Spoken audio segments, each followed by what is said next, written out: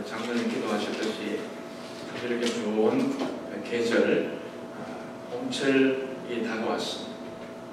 좋은 계절이 오면은 놀러 가는 그런 기가 좋다, 그렇게 생각하지 말고 예배 드리기 참 딱 좋은 날씨다, 이런 생각입니다.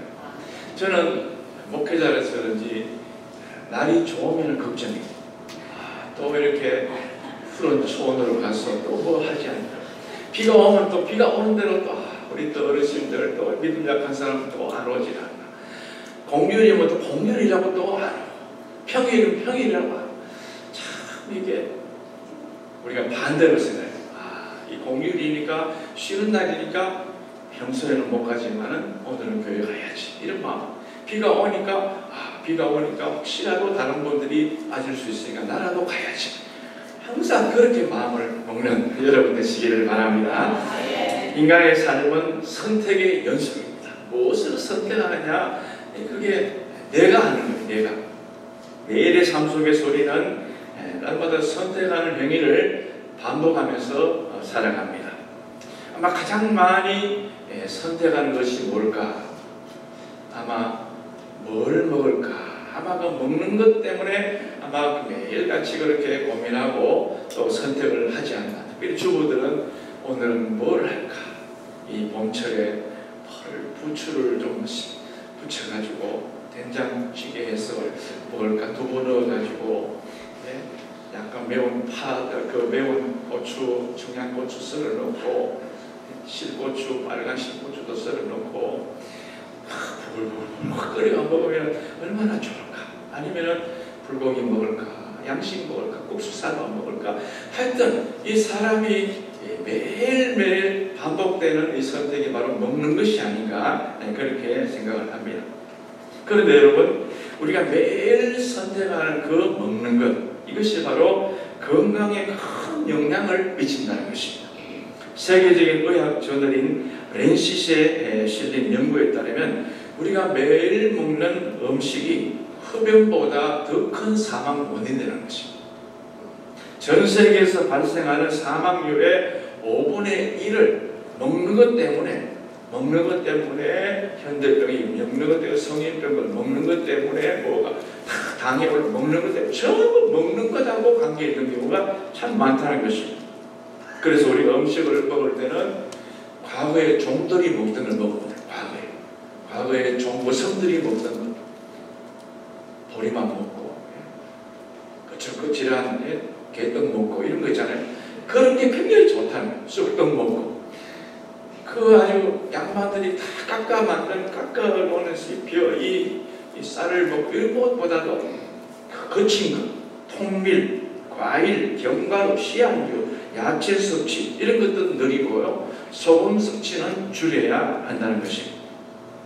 이처럼 우리가 작게는 우리가 무엇을 먹을까, 또 무엇을 입을까도 생각합니다. 이 봄철이니까 뭘 입을까? 날씨 저녁에 아침 저녁 쌀쌀한데 옷을 어떤 컬러로 입을까? 신발은 뭐를 신을까? 날마다 이런 작게 이런 선택하는 것도 있지만은 우리가 크게 중요한 인생의 이 결정적인 것을 선택할 때가 있다는 것입니다.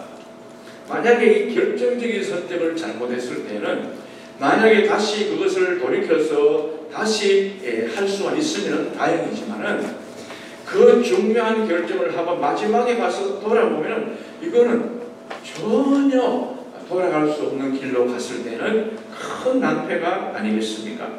그러므로 우리는 중요한 문제에 대해서는 신중한, 그리고 올바르게 선택을 해야 하는 것입니다. 오늘 본문에도 보니까 인생에 있어서 우리가 중요한 이 선택이 있습니다. 복과 저주 같은 이 결정적인 문제는 내가 무엇을 어떻게 선택하느냐에 따라서 마지막 결과가 달라지는 것입니다. 오늘 19절 말씀 보시면 내가 오늘 하늘과 땅을 불러 내리게 증거를 삼노라. 내가 생명과 사망과 복과 저주를 내 앞에 두었은즉 너와 내 자녀가 살기 위하여 생명을 택하고 그랬습니다. 사망과 생명이 내 앞에 있다 그랬어요. 복과 저주도 내 앞에 있기 때문에 네가 선택해라. 우리 주님 우리에게 선택권을 주신 것입니다. 그러니까 복과 저주와 생명과 사망을 선택하는 것은 바로 나라는 것입니다. 내가 복을 선택하면 복을 받게 되고 저주를 선택하면 저주를 받게 되고 생명을 선택하면 생명을 얻게 되고 사망을 선택하면 결국 내게 사망이 임하는 것입니다. 그러므로 우리는 짧은 인생길을 걸어가면서 저주가 아닌 복을 택하고 사망이 아닌 생명을 택하는 여러분 모두가 되시기를 바랍니다. 우리가 사망을 피하고 생명을 택하고 저주를 피하고 이 복을 우리가 얻기 위해서는 어떻게 해야 되는지 오늘 이 시간 세 가지로 말씀드릴 때에 잘 듣고 여러분의 것으로 삼으시기를 축복합니다. 먼저 생명과 복을 우리가 얻기 위해서, 그것을 선택하기 위해서 어떻게 되느냐? 하나님을 사랑해야 된다. 왜냐하면 선택은 내가 한다고 했죠. 선택은 내가 하지만은 그 복과 저주를 주신 분 누구예요? 하나님이시기 때문에. 하나님이 모든 것. 그래서 하나님은 생사화복, 살고 죽고 그리고 이 벌과 모든 축복을 하나님이 주관하신다 그러지 않습니다. 그래서 우리가 생사화복을 주관하시는 하나님을 사랑하는 것, 이게 바로 생명을 택하는 길이다라고 오늘 성경은 말씀하고 있습니다. 여러분, 하나님을 사랑한다. 어떻게 보면 좀 막연한 그런 그 표현이 아닙니까? 하나님을 사랑. 그럼 어떻게 하는 것이 하나님을 사랑하는 것일까요? 오늘 본문에서는 두 가지로 표현하고 있습니다. 하나님을 사랑한다는 구체적인 증거는 뭐냐? 그분의 말씀을 지켜 행하는 것입니다. 하나님 말씀을 따라 살아가는, 그게 바로 하나님 사랑하는 사랑이다 그 말이죠. 오늘 16절 상반절에 보면 곧 오늘 내가 명령하여 내 여호와 하나님을 사랑하고 그 모든 길로 행하며 그의 명령과 규례와 법도를 지키라. 하나님 말씀을 지키는, 그게 바로 여호와를 사랑하는 증거라고 합니다. 그리고 20절에 보니까 내 하나님 여호와를 사랑하고 그의 말씀을 청종하는 것, 그게 바로 여호와를 사랑하는 것이고, 요한복음 14장 15절에 예수님께서도 말씀하십니다. 너희가 나를 사랑하면 나의 계명을 지키리라 그러잖아요. 그렇죠? 아이가 엄마 아빠를 사랑한다 그러면은 부모의 말씀을 잘 들어야 사랑하는 거지. 부모의 말을 기어코 안 들으면서 말로만 엄마 사랑해 아빠 사랑해 그러면 그건 잘못된 것이죠. 그건 뭐 사랑하는 게 아니죠. 마찬가지입니다. 우리 하나님을 정말로 사랑하는데 우리는 주의 말씀을 따라서 지켜 행해야 할 줄로 믿습니다.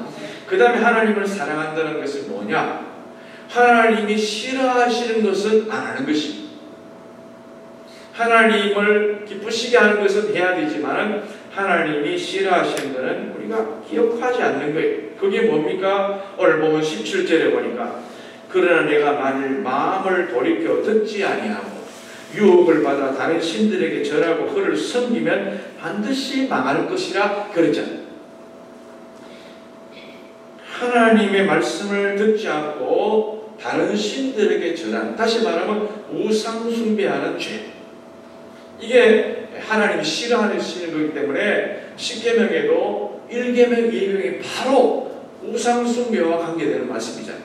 나 외에 다른 신을 내게 두지 말라, 너를 위하여 우상을 만들지 말고 절하지 말라. 딱 10계명에도 첫 번째, 두 번째 못을 딱 박아놓으신 거예요. 내가 이걸 싫어한다. 그러니까 하나님을 사랑하는 사람은 그 싫어하는 것을 깊이 안 해야 된다고 말해요. 우리가 우상 숭배한다 그러면 눈에 보이는 우상을 숭배하는 사람은 많지 않습니다. 우리 믿는 사람들 중에서도 그런 사람이 별로 없지요. 그렇지만은 내가 안 보이는 우상을 섬길 때가 많아요. 골로새서 보면 탐심이 우상 숭배되는 거죠. 탐심이 우상.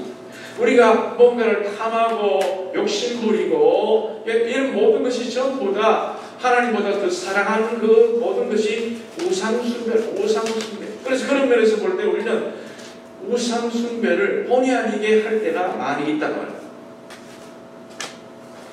세상에 살면서 돈이 중요하고 돈이 필요한 것이 있지만은 오늘 성경에 보니까 돈을 사랑하지 말라고 하잖아요. 돈은 일만하게 뿌리가 되기 때문에 돈을 사랑하지 말고 주님을 더 사랑해라. 물질을 인생의 주인으로 삼지 말고 하나님을 내 인생의 주인으로 삼아라. 그렇게 말씀하신 것을 꼭 기억하고, 내가 물질의 노예가 되지 말고 수전노가 되지 말고 하나님의 이 제자가 되어서 살아가는 그걸 우리가 되어야 할 줄로 믿습니다. 이런 재미난 이야기가 있습니다. 한 아가씨가 시집갈 나이가 되었어요.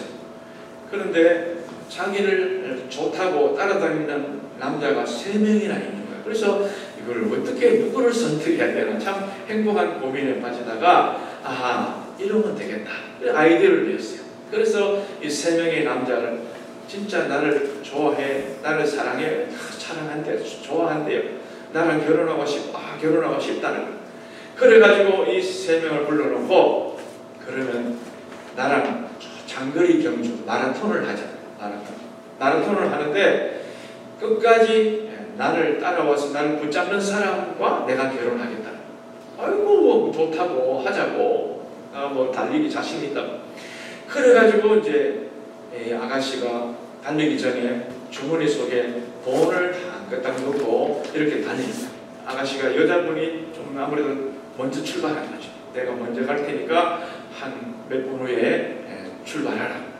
그래가지고 아가씨가 막 자기 딸한테 뛰어가는데 한참 머리가 뒤에 A라는 사람이 씩씩거려서 따라오고 있는 거예요. 곧 따라잡힐 것 같은 거예요. 그래가지고 아가씨가 주머니에서 돈을 빼가지고 뿌렸어요. 벤자민 프랭클린도 뿌리고 신사임당도 뿌리고 세종대왕도 뿌리고 막 뿌렸어요. 그러니까 이 따라오던 A라는 사람이 이게 웬 떡이냐, 이게 웬 100불짜리, 만원짜리, 5만원짜리.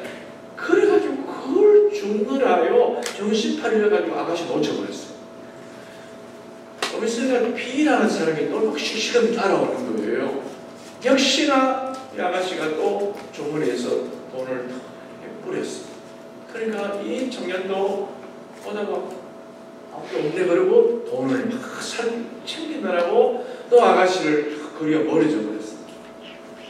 그런데 C라는 사람이 막 따라오고, 그래 아가씨가 자기 주머니에 있는 돈을 몽땅 꺼내가지고 팍 뿌렸어요. 그런데도 이 청년은 앞만 보고 돌로 보고 그냥 따라와서 이 아가씨를 팍 붙잡고, 그래가지고 결국은 C라는 이 청년은 이 아가씨와 행복하게 오래오래 잘 살았다는 그런 이야기가 있습니다. 여러분요, 우리가 세상을 살 때에 이런 하나님 이외에 다른 것을 마음 뺏기면은 내가 믿음 생활을 끝까지 달려갈 수 없습니다. 우리는 주님만 바라고 표대를 향하여 바울이 말한 대로 그리스도께서 위에서 부르신 부름의 상을 위하여 쫓아가야 할 줄로 믿습니다. 오늘날에 많은 사람들이 황금 만능주의에 속아가지고 돈이면 다 된다, 물질이면 다 된다라고 생각하고 그렇게 큰소리치며 살아가고 있습니다. 그런데요, 여러분, 정말 중요한 것은 돈으로 못 삽니다. 사소한 거는 살 수 있어요. 그런데 정말 중요한 것들은 돈으로 해결이 전혀 안 돼요. 예를 들면요, 돈으로 고급 침대는 살 수 있지만 돈으로 잠을 살 수가 없습니다. 돈으로 비싼 음식을 먹고 호의호식할 수 있지만 돈으로 입맛을, 식욕을 살 수가 없는 거예요. 돈으로 쾌락을 살 수 있어요. 얼마든지 부어라 마시라 할 수 있지만 돈으로 행복을 못 사는 거예요. 돈으로 멋진 집을, 큰 집을 지을 수 있지만 돈으로 홈 스위트 홈, 돈으로 행복한 가정을 살 수가 없는 거예요. 돈으로 영주권, 트럼프 대통령 500만 불 투자하면 영주권 준다고 하는데 돈으로 영주권, 시민권 살 수 있어요. 그러나 돈으로 구원과 영생과 천국과 하나님은 살 수 없는 줄로 믿습니다. 돈으로 병원에 수술 받을 수 있어요. 그러나 살이 돋아나게 하는 것은 의사가 못하는 거예요. 살이 돋아나게 하는 것, 부작용이 없게 하는 것은 하나님이 소관. 수술은 의사 소관, 낫게 하는 것은 하나님 수가. 그러니까 정작 중요한 것은 돈으로 안 되잖아요. 여러분, 세상에 어떤 것보다도 만물의 주인이신 하나님을 사랑해서 그분의 말씀을 지키고 우상과 탐심을 멀리하는 우리 모두가 되어야 할 줄로 믿습니다. 그 다음에 두 번째로 생명과 복을 선택하려면요, 성령님의 인도하심을 따라 살아야 됩니다. 우리가 예수님 믿고 무엇보다 하나님의 자녀가 되지 않습니까? 그러면 하나님의 자녀가 되는 그 순간에 놀라운 변화가 생기는데 그게 뭔지 아십니까? 그것은 바로 내 속에요, 하나님의 영이신 성령님이 내 속에 들어오셔서 나와 함께 거주하시고 살아가신다는 것입니다. 놀라운 성령님의 그 은혜와 하나님의 그 인도를 받게 된다는 것이죠. 로마서 8장 9절에 보니까 만일 너희 속에 하나님의 영이 거하시면 너희가 육신에 있지 아니하고 영에 있나니 누구든지 그리스도의 영이 없으면 그리스도의 사람이 아니라 그랬습니다. 내가 교회를 나오고 내가 예배를 드리고 하지만 내 속에 성령님이 계시지 않으면 우리는 종교인이지 우리는 믿음의 하나님의 사람이 못 되는 것입니다. 그래서 교회를 나와도 성령님과 함께 살아가는 그런 사람은 마지막 다 들림받지만은 내 속에 성령님과 함께 살지 않으면요, 무늬만 그리스도인. 그러면 문제가 있는 거예요. 우리 안에 거하시는 성령님은 단순히 손님처럼 머물기를 원하시지 않습니다. 찾아오시는 목적이 분명한데 그 목적이 뭐냐? 나와 함께 더불어 먹고 마실 뿐만 아니고 나를 인도하시기 위해서, 나의 갈 길을 주장하시기 위해서, 도와주시기 위해서 이 땅에 우리 마음에 오신다는 것입니다. 그래서 요한복음 16장 13절에 진리의 성령이 오시면 그가 너희를 모든 진리 가운데로 인도하리니 그렇지 않습니다. 저 여러분 지금 광야 같은 나그네 인생길을 살아가고 있습니다. 여러분, 광야는 특징이 뭐냐? 광야는 길이 없는 게 특징이에요. 광야는 거친 들판이 특징이에요. 광야는 길이 안 보이는 게 특징입니다. 그렇기 때문에 이 광야를 통과할 때는 반드시 인도자가 있어요. 반드시 가이드가 필요하듯이 이스라엘 백성들이 400년 동안 애굽에서 종살이를 하다가 하나님의 은혜로 홍해를 건너고 이 광야의 길을 나서게 되지 않습니까? 그럴 때 하나님께서 이스라엘 백성 어떻게 인도하십니까? 구름 기둥과 불 기둥으로 인도하십니다. 낮에는 구름 기둥이 떠가지고요, 구름 기둥이 움직이면 움직인 대로 따라가면 돼요. 구름 기둥이 가다가 서면은 서서 장막을 치고 거기에 살면 되는 거예요. 그러다가도 구름이 또 떠나면 또 떠나면 되는 거예요. 이 타이밍을 우리 주님이 맞추시는 거지 내가 하는 게 아니에요. 내가 어디로 가야 될지 무엇을 해야 될지 나는 잘 몰라요. 그러나 주님께서 구름 기둥으로 인도하시잖아요. 밤이 되면 구름 기둥이 안 보일 수 있잖아요. 그리고 밤에는 또 불기둥이 또 멀겋게 떠오르면 불기둥이 다 보이니까 결국은 또 밤에는 또 불기둥 따라 움직이면 되는 거예요. 그 이스라엘 백성들 구약시대 때는 구름기둥과 불기둥이 이스라엘 인도했다면 신약시대 와서 누가 인도하냐? 성령님이 인도하시죠. 성령님이 우리의 갈 길을 그렇게 하나하나 세밀하게 인도해 주시는 줄로 믿습니다. 왜 우리를 인도하실까요? 하나님이 사랑하시는 자녀이기 때문에 우리를 인도하시고, 자녀가 아니면 인도할 필요도 없고 인도할 이유도 없잖아요. 그런데 자녀이기 때문에 철저히 인도하시는 겁니다. 그래서 로마서 8장 14절에 보니까 무릇 하나님의 영으로 인도함을 받는 사람은 곧 하나님의 아들이라 그러지 않습니다. 이 말을 다른 말로 하면 교회를 오래 다녔을지라도 교회 안에서 직분을 받았을지라도 하나님의 영의 인도하심을 받지 아니하는 사람은 하나님의 사람이 아니라. 무서운 말씀, 충격적인 말씀 아닙니까? 반드시 거듭난 하나님의 사람들은 내 안에 거하시는 성령님의 인도하심에 귀를 기울이고 성령님의 인도하심을 따라 살아가야 할 줄로 믿습니다. 성령께서 말씀을 통해서 하시는 말씀을 귀담아 듣고 양심을 통해 하시는 말씀을 듣고 살아야지 외면하고 무시하고 내 속에 옳은 대로 행하지 말고 성령님의 지시에 귀를 기울이고 살아가는 우리 모두가 되어야 하는 것입니다. 그럴 때 하나님께서 무슨 은혜를 주시느냐? 생명과 평안의 복을 주시겠다. 생명을 성령님을 인도하며 따라가면 어떻게 돼요? 결국은 마지막에 도착하는 곳이 천국문에 도착하는 천국. 그 길은 비록 좁고 협착해서 가는 사람이 적지만은 결국은 마침내 그 길을 따라가서 마지막에는 넓은 황금문이 기다리고 있다는 거예요. 그러나 성령 인도함을 받지 않고 자기 생각대로 자기 마음대로 감정대로 그렇게 살아가는 사람은 넓은 길을 가는 사람, 모든 사람이 다 너도나도 가는 그런 그 길이지만 마지막에는 지옥에 남들어지에 떨어질 수밖에 없기 때문에 그렇습니다. 만약 우리가 성령 인도하심을 따라 살지 않고 육신의 소욕대로 살면 어떻게 될까요?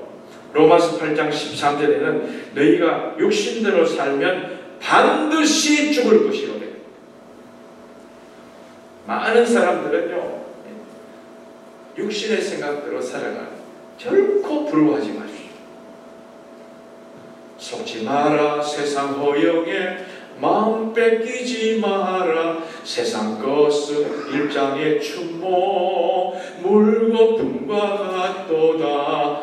나는 예수님으로서 참 만족을 누리네. 세상 영광 다 준대도 주님과 못 바꾸네. 주님과 못 바꾸네.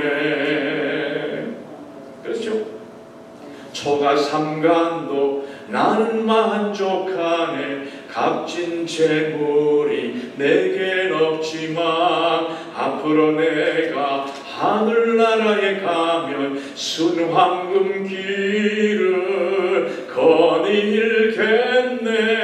내게는 하늘 저 위에 집이 있네. 햇빛 비치고 찬란한 그곳. 그날이 오면 다시 방황치 않고 순황금 길을 거닐겠네. 할렐루야. 가끔 설교하면서 나는 원고에는 없는데 성령님이 또 감동을 주실 때가 있어요. 목사님 왜 설교실 안에 찬송 부르나? 그러지 말고 우리 주님 인도하신 나를 하시는구나. 그래. 그렇잖아요. 육신의 소욕대로 살면 어떻게 돼요? 완전히 망한다. 영으로서 몸의 행실을 죽이면서 산다 그랬습니다. 그런데 우리는 많은 사람들이 예수를 믿는다고 하면서도 자기 마음대로 살아갈 때가 많습니다. 자기 하고 싶은 말을 다 하고 자기 마음 생각대로 행동할 때가 많습니다. 그러나 분명한 것은 우리 속에 성령님이 계시기 때문에 하나님의 뜻을 거슬러서 그렇게 행동하게 되면요, 내 마음이 편하지 않는 특징이 있어요. 내 마음이 불안해. 왜? 평강의 주님이 싫어하시기 때문에 그래요. 우리 주님은 평안을 주시기가, 너에게 평안을 주리라, 평안을 주노라 그러자. 주님은 평안의 주님이신데 내 속에 성령님의 소욕, 말씀대로 살지 않고 육신의 소욕대로 살면은 성령님이 근심하기 때문에요, 내 마음이 편하지 않아요. 불안하다. 성령님 인도를 받기 위해서 어떻게 해야 됩니까? 하나님 말씀을 읽고 하나님의 말씀을 묵상해야 돼요. 하나님 뜻이 어디 있는지 늘 우리가 그걸 늘 주의 깊게 살펴봐야 돼요. 하나님 뜻이 어디 있는지를 물으면서 다윗과 같이 기도하는 삶을 살아야 돼요. 그래서 여러분들은 사망과 저주에서 멀어지고 그리고 생명과 축복을 소유하시는 여러분 모두가 되시기를 바랍니다. 마지막으로 생명과 복을 선택하려면요, 중요한 생명의 언어를 사용해요. 성경에 보면 우리 입과 혀에서 나오는 말이요, 뭐가 연결되어 있나 하면요, 생명과 연결되어 있어요. 참 무서워요. 내가 하는 말이 내 생명하고도 직결된다는 거예요. 베드로전서 3장 10절에 보니까 생명을 사랑하고 좋은 날 보기를 원하는 자는 혀를 금하여 악한 말을 거치며 그 입술로 거짓을 말하지 말라 그러지 않습니다. 좋은 날 보기를 원하는 사람은 악한 말을 삼가해라 그런 말입니다. 그러나 사람들은 긍정적인 말보다는 부정적인 말을 더 좋아하고 축복의 말보다는 악한 말을 더 좋아합니다. 뉴스에서 가끔씩 안타까운 그런 이 인물들, 안타까운 그런 꽃다운 사람들이 목숨 잃는 그런 사람들이 있지 않습니까? 좀 인기 연예인들 뭐 좀 올라간다 싶으면 그렇게 댓글로 악플로 악성 댓글을 달아가지고 사람 심란하게 우울증 걸리게 만들고 나중에는요 심지어 이 세상 살면 뭐하나 자기 스스로 목숨을 포기하게 만드는 게 바로 악한 말입니다. 얼마나 악한지 몰라요. 이 악한 말을 하는 사람 보면요 그러려고 태어난 것 같아요. 그러려고 울려고 내가 왔던가 그런 노래 있지만 이 사람은 악플을 하려고 태어난 사람 같아요. 그런데 그런 사람들 가만히 보면요 여러분 얼굴에 평안이 없어요. 얼굴에 어두운 그림자가 꽉 끼어 있는 거예요. 막말하고 비난하고 파괴적인 말을 하는 사람 치고 인생 행복하게 사는 사람이 많지 않습니다. 입만 열었다 하면 누구를 씹고 불평불만하고 그런 사람 치고 평안히 생을 마감하는 사람이 많지 않습니다. 마지막에 편히 눈도 못 감는 거예요. 인생의 마지막이 아름답지 못할 뿐만 아니고 그 후손이 그런 조상의 DNA를 받아가지고요 그 후손도 똑같이 그런 일을 합니다. 그래서 조심해야 돼요. 우리가 부모들이 조심해야 될 일이 바로 그거예요. 내가 집에 자식에게 돈을 못 물려주고 내가 많은 것을 못 물려줘도 내가 아이에게 믿음을 물려주고 축복을 물려줘야 되는데 내가 DNA가 엉망진창되면 이 아이들이 복을 받을 수가 없지 않습니다. 입에 독을 품고 상대방에게 막말을 하면은 그 막말을 듣는 사람은 물론 피해를 받아요. 그런데요 더 중요한 게 뭔지 아십니까? 독을 품고 있는 내가 죽는 거예요. 내가. 여러분 독을 양잿물을 입에 갖다 물고 있는데 안 죽을 사람이 있나요? 양잿물을 상대방에게 팍 뿌리면 그 사람도 물론 피해를 받지만 물고 있는 나는 더 빨리 죽어요. 살 수가 없는 거예요. 잠언 18장 21절에 보니까 죽고 사는 것이 혀의 힘에 달렸나니 혀를 쓰기 좋아하는 자는 혀의 열매를 먹으리라. 잠언 10장 11절 의인의 입은 생명의 샘이라도 악인의 입은 독을 머금으느니라. 무슨 말씀입니까? 생명을 사랑하고 좋은 날 보기를 원하는 사람은 이런 비난의 말, 무서운 악한 말 대신에 뭘 해야 되느냐? 축복의 말을 하며 살아갈 수 있는 우리 모두가 되어야 할 줄로 믿습니다. 축복이라는 말을 라틴어로 보니까 베네딕티오, 베네라는 말은 좋은 그런 말, 굿. 우리가 카페 베네, 그래서 커피집은 카페 베네, 좋은 카페라 그런 말, 좋은 베네. 딕티오라는 말은 말하다. 우리가 이태리어 딕션, 독일어 딕션 그러잖아요. 이게 말하는 거예요. 그러니까 좋은 말하는 게 이게 바로 축복이야. 그 영어의 베네딕션, 이 축복가 바로 베네딕션 아닙니까? 베네딕션. 그래서 이 베네딕션 축복은 뭐냐? 하나님께서 예배 시간에 주의 종을 통해서 성부, 성자, 성령의 이름으로 복을 빌어주는 좋은 말 해주는 것.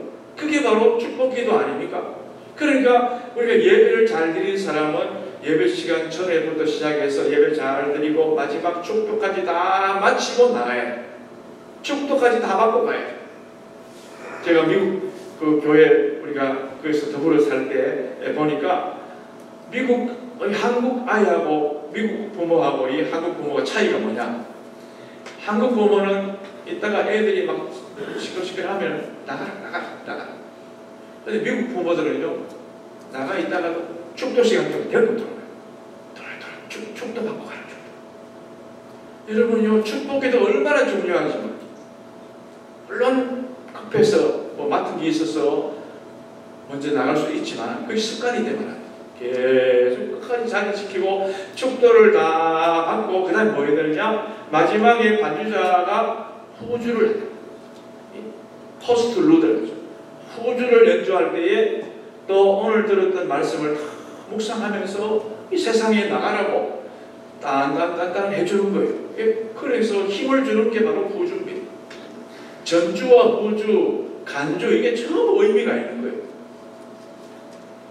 우리가 이 축복기도, 축복의 말을 해요. 그래서 교회에 나오시면은 항상 여러분들은 야, 오늘 흠잡을 게 뭐 있나 이거 쳐다보지 말고 항상 보면은 저 사람 칭찬할 게 뭐 있냐, 저 사람 오늘 축복해 줄 말이 뭐냐, 그런 생각이에요.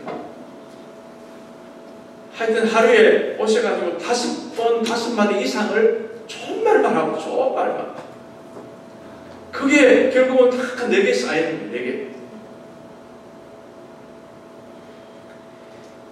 여러분 잘 아시는 레나 마리아라는 여자 있잖아요. 레나 마리아. 이 레나 마리아는 1968년 9월 28일 스웨덴 스톡홀름에서 태어났습니다. 그런데 태어날 때 심한 신체적인 장애를 가지고 태어났죠. 사람이 태어났는데요, 팔이 없어요. 양팔이 없는 거예요. 다리도 한쪽은 없고요, 한쪽은 짧다 묽게 발처럼 분해 남아요. 얼마나 충격입니까? 병원에 갔더니 병원의 의사가 이런 아이를 평생 돌볼 수가 없습니다. 그러니까 중증 이 환자들이 있는 거기에 보내야 된다고 의사가, 이 부모가 이걸 맡아서 한둘 다도 아니고 못합니다. 그러니까 맡기라. 그런데 보내라는. 근데 레나 마리아 그 부모는, 레나 마리아 아버지가 목사님이에요. 하나님께서 내게 보내신 이 피덩이를 내가 어떻게 딴 데 보낼 수 있냐? 하나님 내게 주신 선물인데, 그리고 감사하며 키우기로 한 거예요. 그러면서 다른 형제들하고 똑같이 돼요. 똑같이 칭찬해주고 축복해주고 격려해주고 용기를 주고, 좀 하다가 얼마나 아이가 몸뚱이만 있으니까요, 뭐 제대로 할 수 있는 게 없잖아요. 그래도 뭐 하면 참 잘했나 그러고, 발가락으로 글씨도 쓰고 발가락으로 나중에는 보면요, 운전. 이 발로 운전해요. 발로요 화장하고, 발로 그림 그림. 놀랍습니다. 전부 이게 바로 부모가 그렇게 밀어준 거예요. 부모가. 그래가지고 나중에 스톡홀름 왕립음악학교에 들어가가지고 또 노래하는 걸 배워가지고요, 피아노도 이 발가락으로 조금 묽게 발가락 같은 거로 치는 거예요. 노래도 음반도 만들어가 내고, 나중에는 발로 쓴 내 인생의 악보라는 책도 써가 베스트셀러가 되었습니다. 많은 사람이 안 된다, 일단 포기해라, 절망적인 말을 하고, 그런데도 이 부모는 그 아이에게 온순한 혀로, 위로로, 칭찬의 말로, 사랑으로 생명력을 부어넣어 줬더니요, 지금 전 세계 다니면서 위대한 복음의 사역자로 쓰임받고 있지 않습니까? 우리는 간혹 멀쩡한 자녀를 장애인으로 만들 때가 있습니다. 우리는 멀쩡한 남편, 멀쩡한 아내를 장애인 취급할 때가 많습니다. 이것도 못하나, 못할 수 있지. 네가 왜 그러냐 말이지. 칭찬해주고 격려해주고 그래야지. 그러면 얼마든지 레나 마리아 같은 사람도 얼마든지 패럴림픽, 장애인 올림픽 가서 수영으로 4관왕 금메달 4개를 땄습니다. 야, 수영하는 걸 보는데요, 그 영상 보니까요, 기가 막힌 거야, 기가 막힌. 이거 없이도 1등.